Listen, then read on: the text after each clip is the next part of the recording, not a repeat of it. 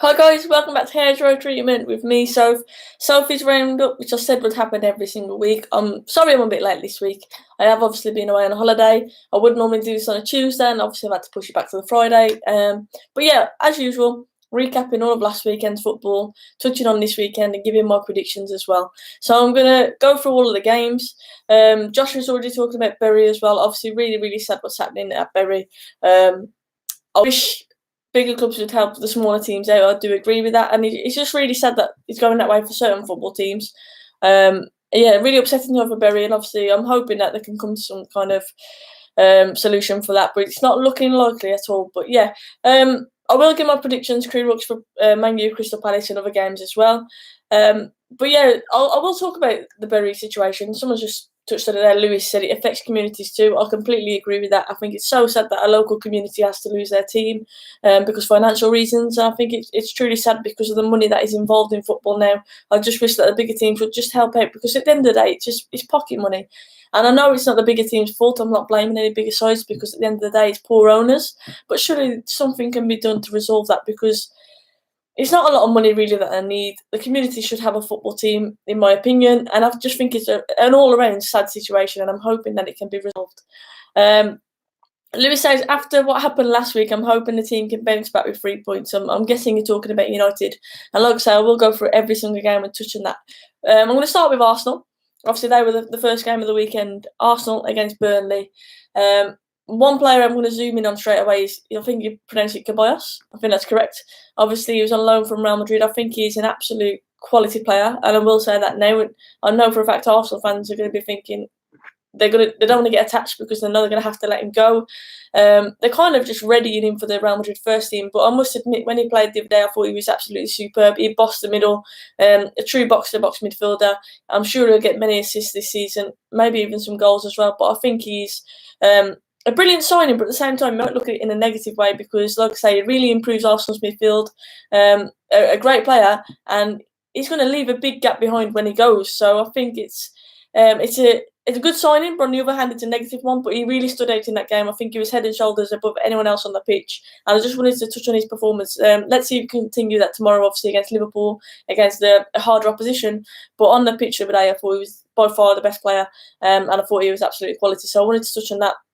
Arsenal obviously getting the 2-1 win. To be fair, it was a bit at the end. I thought set pieces defensively, Arsenal did look vulnerable. Burnley looked to threat constantly. Barnes, who just scores goals for fun. I've said this before. I absolutely hate the guy, but he's the kind of player that you would like on your team because he must be a nightmare to play against. And like I say, he bags goals for fun. And Barnes yet again was at it. He must be an absolute nightmare. So fair play there. Burnley obviously a difficult game this weekend against Wolves. I'm going to see how that one pans out.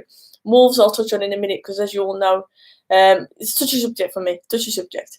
Aston Villa still haven't got their win. They lost 2-1 to Bournemouth. Villa obviously are playing very, very soon against Everton as well, which will be a tough game for them.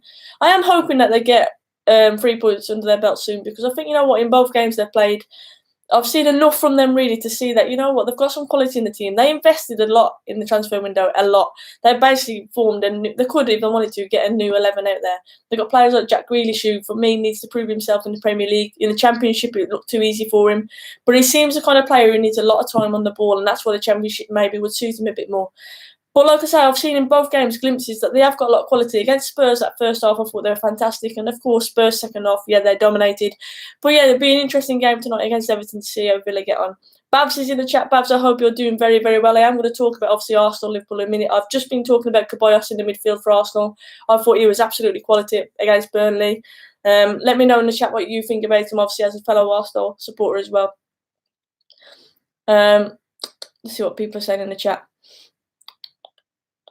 Sad day for Bury fans, I agree. Sad day for football fans, really, to see teams like that going out because of financial reasons when the money in football now is just absolutely ridiculous. Evening, everyone. I hope you're good. Roberto says, so did you win your last game? We lost 3-2. I did score. It was our last pre-season friendly, so we'll start our season very soon in the Cup. Dougie Weir says, your dad has to be suspended next time we play the Dingle, so I wish I could suspend him. Honestly, I wish I do. He was constantly messaging and phoning me, of course, throughout the game, as he would do. But, you know, I'm going to talk about it in a minute. Genuinely, I think it's a decent point at Molineux. It was a tough game. Last season, we got absolutely battered there. It's not an easy place to go. I think we will regret not signing a midfielder. But like I say, I'll zoom in on that game in a minute. Bav says he's a baller, the most exciting midfielder to watch since Santi Cazorla. I agree with you. I think he was absolutely fantastic. Like I've already mentioned, he was head and shoulders above anyone else on the pitch. I'll be interested to see how he gets on tomorrow against Liverpool, but I do think he's a fantastic player. And I've said on both hands, on one hand, he's a fantastic signing because he really improves in midfield, but on the other hand, obviously, you're letting him go, which will leave a big hole because he is absolutely quality. Marcus is in the chat. Marcus, I hope you're very, very well. Marcus obviously being the main mod now on the channel. Thoughts on Fred replacing Lingard and playing a midfield three, or Scott, Paul and Fred? I'll talk about that in a minute. Brighton against West Ham. Brighton obviously had a fantastic start to the season. I was expecting them to get the win against West Ham. West Ham haven't really impressed me yet, but it is a tough game. So I think all in all, that was probably a fair result for them. Brighton, I think, have had a good start to the season. They would have definitely taken 4 points from their first 2 games. And they were one of the teams that I predicted that may go down. So fair play to them. New manager, of course. A few of their signings are looking very promising as well. And like I say, I think that's a decent start to the season for them. Let's see if they can keep it up. Everton against Watford. Now, Watford are literally at the other end of the scale. Watford have had a dreadful start to the season. Watford, obviously FA Cup finalists last year. A team that you normally would associate with being hard to beat, likes of Deeney up front as well, of course. But I don't know what it is about Watford. They don't seem to progress at all from last season. I don't think they've progressed. They haven't had a good start to the season. Maybe it's just taking its toll. Maybe it's just them getting back into the swing of it. Who knows? Maybe they'll find their feet again. But start to the season, as Watford fans, they must be pretty worried because it has not been impressive at all. Norwich, Pookie, centre forward. What a baller he is, by the way. Against Liverpool, he made some clever runs and he had some chances. He obviously bagged one. He got a hat-trick last weekend against Newcastle, and I know we're all thinking it's Newcastle. They're not the best defensively. They're not the best attacking, let's face it. Not the best at all, Newcastle, at the minute. But that guy is an absolute baller. I know a lot of people have got him in their fantasy teams because he's going to get goals this season. He proved it last weekend. He proved it the time before as well.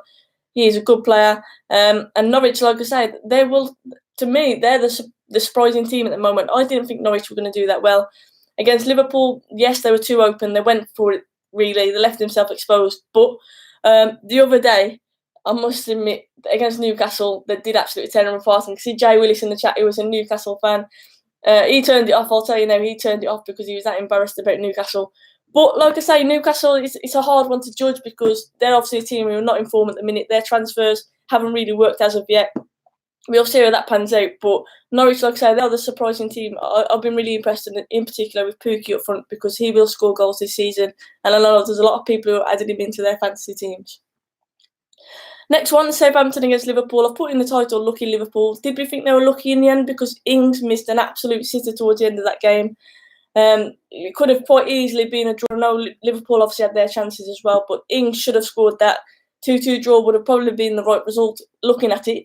So I think Liverpool got a bit lucky. And defensively, against Norwich as well, I've already said they conceded one against Pookie, but I think Liverpool looked a bit vulnerable in defence. And last season, you didn't associate that with them at all. So it's interesting. Obviously, Arsenal tomorrow. I've already mentioned Arsenal are looking fantastic.